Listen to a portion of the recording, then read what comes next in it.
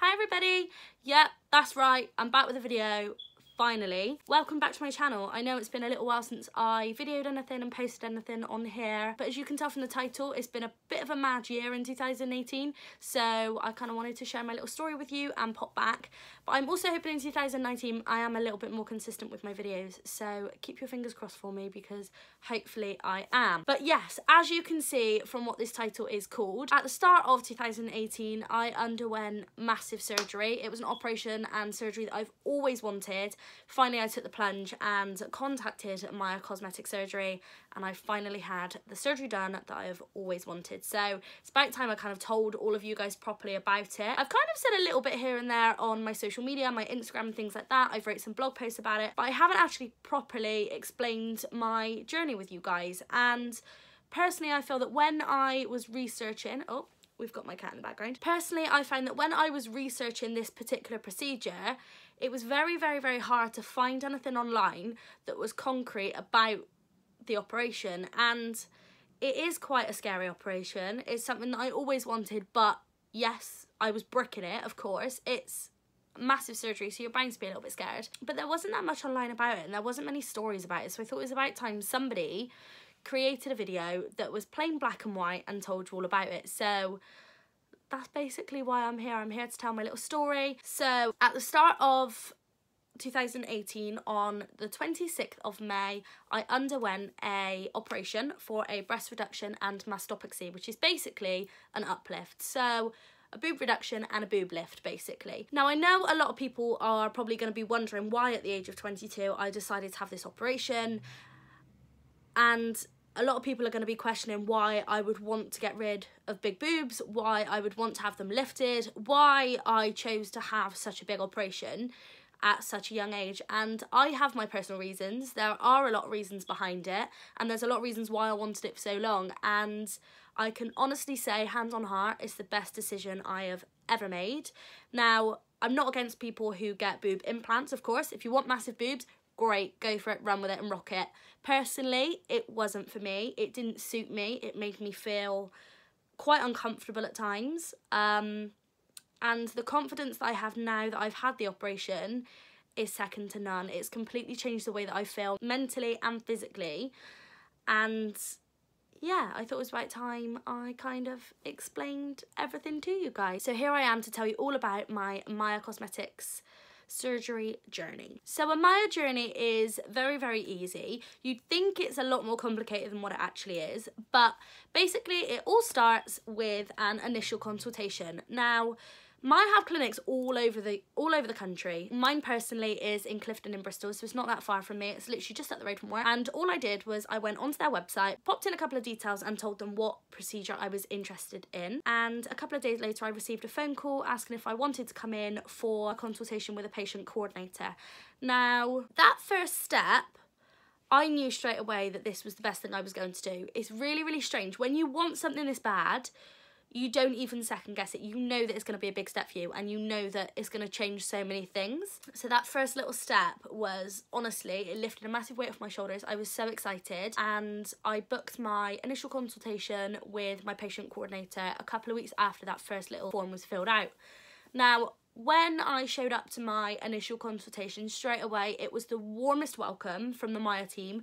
They're all absolutely bloody lovely, not only in the Clifton sort of clinic, but also everywhere. Anyone I've spoke to from MYA has been lovely. Even the people that were at the hospital that I went to in London in Fitzroy, they were amazing, every single one of them, and I'm so lucky that I chose a company to go through that look after you so much, and they're so human and so nice. And if I ever decided to have anything else done, I'm hoping that, you know, I don't, I'm quite happy now. If I ever decide to have anything else done, then I know who I'm going to be going through, and that's going to be MYA, because they were excellent and I can't recommend them enough. And my patient coordinator was called Gabrielle, and she is absolutely lovely. Even to this day, I still follow her on Instagram because she's just a really, really nice person. And every single time I went to the clinic, she made me feel so at ease. Even from that first consultation, I remember sitting there in the waiting room and I was absolutely breaking out. I was so scared. I don't really know why, but I think, you know, it's because I wanted it so bad.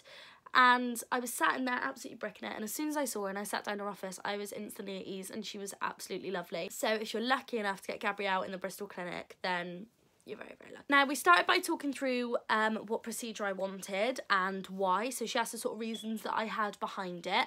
And my main reasons were, number one, confidence. I didn't feel confident with massive boobs. I felt massively out of proportion. They were huge for my frame. So my boobs were different sizes. This one was a G and this one was a double F. Now, I was always measuring myself at an E, which was completely wrong. I used to wear E-sized bras and was wondering why I was falling out of them, and that's probably why. But I wasn't happy with the size that they were, and I lost a bit of weight at the start of the year, and they felt massively out of proportion. They changed shape, they changed the way that they sat. I always had to wear a bra, which are stupidly uncomfortable. Girls, you get it. Guys, you don't. It's so uncomfortable to wear a bra that has underwear in it all the time. I was having to buy clothes that were like 4 sizes bigger than me just to fit my boobs. The back pain was honestly horrendous. I couldn't cope with it anymore, and I've had big boobs since I was a teenager, like since I pretty much hit puberty. So I wanted them gone. I didn't care how much it cost. I didn't care what I had to do to get it, but I wanted these massive boobs gone. Talked through procedures, worked out what would be best for me, and then we realised I would need a reduction and a lift together. And then we started talking through the different surgeons that were available to me. So I got to choose between 3 different surgeons. I actually still have my little MYA pack, so I'll show you the 3 surgeons and then I'll tell you which one I went for. So I had 3 surgeons to choose from, and they literally came as if they were like in an interview, like on the pieces of paper, and then it had like information of them on the back. So we had someone called Max, someone called Miss Lutz, I think, and then we had Mr. John Giannis, which is who I decided to go for. So Mr. Giannis has, in theory, changed my life, so thank you, Mr. Giannis. And the reason that I chose Mr. Giannis is because my patient coordinator told me that he's the best one to go for if you're younger, mainly because his cuts are basically so precise that scarring will be minimal. Now, I'm not the type of person that cares about scars. The way I see it, the only people that will be seeing those scars are people that shouldn't care if you've got them. Personally, I don't mind if I have them, and in the past, any scarring that I have had has tended to fade quite quickly and quite easily. But nonetheless, I decided to go for the surgeon that not only has kind of like the best healing process in the sense that his scars are very minimal, but from past results, his operations are said to heal quite well and quite quickly, providing obviously you follow the right instructions and things like that. He's also been doing this a very, very long time, so he knows exactly what he's doing. And after looking at before and after pictures of what Gabby showed me, there was a lady on there whose boobs were exactly like how mine were before, and her after picture is exactly how mine look now. It's really strange, but I remember looking at him thinking that's exactly how I want them. So I decided to go for him. I looked at different finance options. For me, I pay them off per month. I didn't pay it all in one go because, to be quite honest, I do not have that amount of money. I wish I did. But I paid a deposit and then I pay it off per month, and I'm paying it off over 4 years, so it splits the cost a little bit more evenly. But after choosing my surgeon, we booked in my first consultation with my surgeon, where he would take a look at me, he would decide what procedure would be best for me, what size I'd be going down to, and ask me a couple of questions and stuff, and then we would start setting a date for my operation.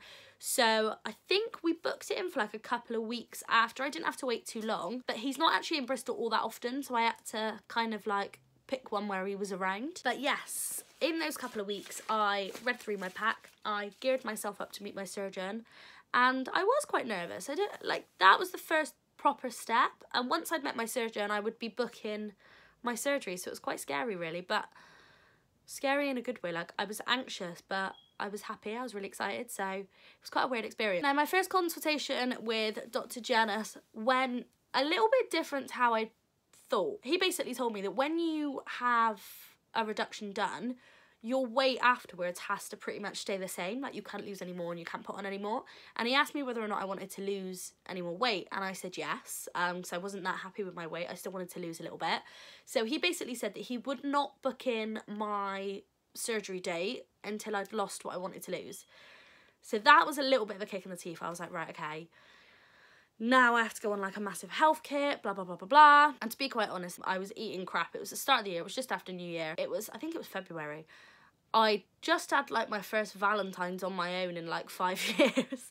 And I was basically comfort eating. But that was a kick up the back that I needed. And between February and May, I lost about 1.5 stone, just over 1.5 stone actually. So when I went back and saw him at the end of March, he was happy with everything and he booked in my surgery. So I booked in for the 26th of May in London. Then I was basically on the countdown till my operation. So that was when it kicked in, I properly told my mum. So I told my mum along the way that I was getting it done, but she's terrified of surgery, so I didn't want to freak her out too much. But when I booked the date, I said to her, Mum, I've booked my surgery date, and she was like, oh my God. She knew how much I wanted it. She knew how much I needed it as well. Like, it was something that I needed done. But because she's scared of surgery and I'm her youngest, she was absolutely bricking it, bless her. And we made the decision there and then that she wouldn't come with me to London. It would be my best friend instead, because quite honestly, I think she'd have a heart attack if she was there waiting for me in the operating room. Like, honestly, she wouldn't have coped very well. We were on the countdown to my operation day. I started buying my post-op bras. So you have to wear ones that are basically, they don't have any stitching or anything, and they do up at the front, and they're basically like high support sports bras. Like, they're basically post-surgery bras. So I got some from Asda, which I'll pop in the link below just in case anyone watching is curious as to what ones. I started like buying little things that I'd need. I made a shopping list for when I got home from my op of like foods that I would want to eat, because I knew that I'd be like feeling like crap and that I'd want some nice food. Oh, I bought a pregnancy pillow because you can't lay on your front or your side. You have to lay like dead on your back whilst they heal. So I ordered a pregnancy pillow from eBay, which again, I'll link below. It's really cheap. Yeah, the 26th of May rolled round surprisingly quickly, and it was honestly the scariest yet most emotionally changing and amazing day I've ever experienced in my life. Obviously, I went through a massive operation, so it wasn't the best, you know. You're in bloody agony, you're uncomfortable, but mentally it was the best day ever. I went up the day before with my friend Meg. We had a really cute day in London. We went shopping, we went for food. It was really, really nice. I remember sitting in the hotel room. I had to take out all of my piercings. I remember I had to not eat from 12 o'clock, so midnight, and then I couldn't drink for like 3 hours before my operation. So yeah, I took out all my piercings, had a shower. Literally, it was like as bare as the day I was born. It was mental. I didn't have my acrylics on, which was horrible. Like, I can't live without these. And I went to bed, and surprisingly I slept really, really well. Woke up the next morning, and it was really funny. I drank as much water as I possibly could that morning so that I didn't get a migraine, because I suffer really badly from migraines. The last thing I wanted was to be in hospital with a banging migraine, like not being able to sleep because I'm in pain. Yeah, I drank as much water as I could. We made our way down to the hospital, which was in Fitzroy. The hospital was amazing. It felt like a hotel. You walk in and there's like an amazing reception. You get taken through to like this nice comfy chilling area, and then someone shows you to your room. I was lucky enough to have a room all by myself, which doesn't happen that often. A lot of people have to share. But yeah, it was all really sinking in at that point. I had like 5 different people come in before my op doing different checks, like checking all my allergies, doing like weight, height, blood pressure, pregnancy tests, literally everything, to make sure I was all fit and healthy for surgery, because if you're even slightly ill, they will not operate. But I had all of these checks done, and at that point it was kicking in. I was texting my mum saying I'm going to be going down for my op soon, and within about an hour and a half of being at the hospital, someone came in and said, right, we're ready for you. And at that point I literally just wanted to burst into tears and curl up in a ball. But at the same time, I wanted to leg it into that op room and lie down willingly and have it done. It was a really, really strange experience. So I said goodbye to Meg. I told her to text my mum to say that I was going down for my op. And I followed the nurse wearing, oh, it was the funniest outfit. So I had like a hospital gown on. I had a net on my head. I had compression stockings on and little slippers. I looked hilarious. And I just kind of like waddled down with her, sat in a little waiting room whilst they prepped the op room. She asked me some questions, and then I walked into the operating theatre, got introduced to the anaesthetists, and I couldn't see my surgeon at that point. It was really weird, really weird. I couldn't see him. He must have been in the corner or something. And I just remember lying back, and I had this arm out here, and there was a man stood here, and he was telling me, he was like, oh yeah, you'll feel a slight scratch in your other arm and you'll start to feel a little bit drowsy. And he was talking to me about my tattoo, so he was like, oh, the scratch won't hurt. Obviously, you've got a massive, you could see like a massive tattoo on my bum, because to be honest, the like hospital dresses were pretty see-through. And I've obviously got all this arm tattooed, and he said, the scratch won't hurt, like not if you're used to those, and was making a bit of a laugh, a joke about it. And next thing I know, I just saw this oxygen mask like going towards my face, and it didn't click to me that that would knock me out. And that's the last thing I remember, seeing a mask coming towards my face. And then I woke up, and there was beeping everywhere. I got a bit freaked out and I looked at the lady and I was convinced it was Meg, like absolutely 100% convinced it was my best friend Meg. And I was saying to her, Meg, Meg, Meg. And she was like, she was really confused. She said, what's wrong, what's wrong? And I said, Meg, when's my operation? And she went, oh, you've had it, my love. And I was like, what? And literally, I remember just like lifting up my hospital dress, looking down and being like, oh my God, they're gone. And she was like, what? I was like, they've gone. And I just burst into tears, but I was so happy. And all day I just kept going like this and feeling them, because obviously it was a massive change. I was in recovery for a long time. I think it was like 2 hours, 2.5 hours I was in recovery. They were checking my pulse, they were checking my heart rate, they were checking my temperature, they were doing so many checks on me. And I remember seeing another girl like wheeled in and put in the bed next to me, and she was like out of it. My mouth was really dry. I was asking for a drink, but I was only allowed like sips through a straw, but I could hardly speak. Obviously I just had a tube down my throat, so that wasn't very fun. Yeah, it's a little bit of a blur, but certain bits I remember like really well. And then it clicked that it wasn't Meg, but yeah, she was absolutely lovely. And then after a little while, I was going back to my room and they were wheeling me along the corridor. And I went, have you rang Meg to let her know that I'm back? And they went, yeah, she's in your room waiting for you. And I just remember screaming out hello to her because I wanted to see her. They wheeled me in and I probably looked like death with my eyes crossed and all over the place, but it was so good to see her. Yeah, she stayed with me constantly. I was demanding food like a good un, as I do. I like my food. And she ended up ordering me a gourmet burger kitchen and got my favourite chicken burger for me. I FaceTimed my mum, I FaceTimed my sister. I put a video on Instagram to let everyone know that I was alive, basically. Yeah, it was a mad day. Bad day. That night, I literally needed a wee, I swear, every like hour. I was waking up every hour. I had these massive compression things on my legs that were like sucking in and out. Like these air things. They were really noisy, but I had to like unclip them every time I needed a wee and then plug them back in when I got back. But I woke up at about 3 o'clock in absolute agony. I was in so much pain, but I knew the nurse would be coming in soon. Then I had a 6 o'clock wake up call for breakfast. Breakfast was really nice, actually, really nice. And then I rang Meg and told her that they were prepping me to go home. So at like 9:30, 10 o'clock, I was leaving. So my surgeon had come in that morning, checked everything over. I got my first like glimpse at them, like a little bit, not full on. For anyone who doesn't know, sorry if this is really graphic, but when you have a breast lift, they take your nipple off and move it, basically. That's basically what they do. So I didn't get to see those. Obviously, they were like plastered up, but all the rest of them, the shape and everything, I got to see those for the first time. And I cried. I burst into tears because I was so happy.